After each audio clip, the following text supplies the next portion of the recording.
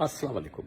Budget 2020 की एक सबसे बड़ी और तारीखी अहमियत यह है कि इस बजट में पहली बार पाकिस्तान की तारीख में कोई नया टैक्स नहीं लगाया गया।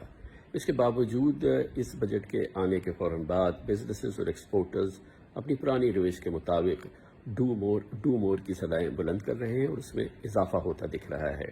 मगर इसके साथ ही जब आप माहिरीन से और इन्हीं बिजनेस लीडर्स से प्राइवेटली बात करें तो उनका रद्द-ए-अमल इस बजट के हवाले से या तो थोड़ा सा पॉजिटिव है या न्यूट्रल है।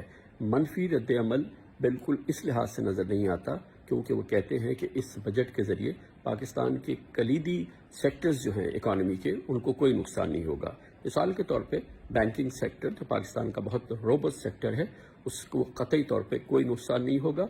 पॉजिटिव सिचुएशन डेवलप हो सकती है। पाकिस्तान का सीमेंट सेक्टर उसमें बहुत बेहतरी के इम्कानात हैं और सीमेंट सेक्टर बेहतर होगा।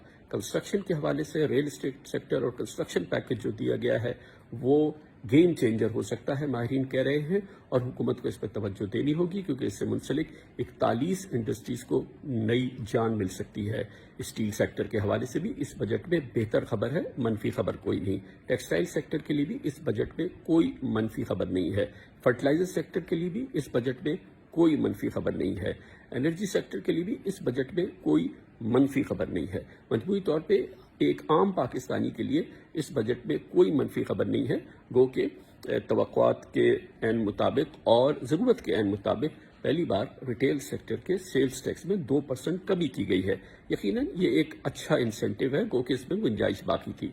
इस सब के बावजूद तकलीफ की और गिले की बात करना ये शायद हमारा एक रवैया बन चुका है, लेकिन बहरहाल इस बजट के अंदर यकीनी तौर पे एक अच्छी पॉजिटिव सूरत हाल है। ये न भूलें कि हम कोरोना की तबाही से दो चार हैं और इस माहौल में इससे बेहतर बजट नहीं मिल सकता था।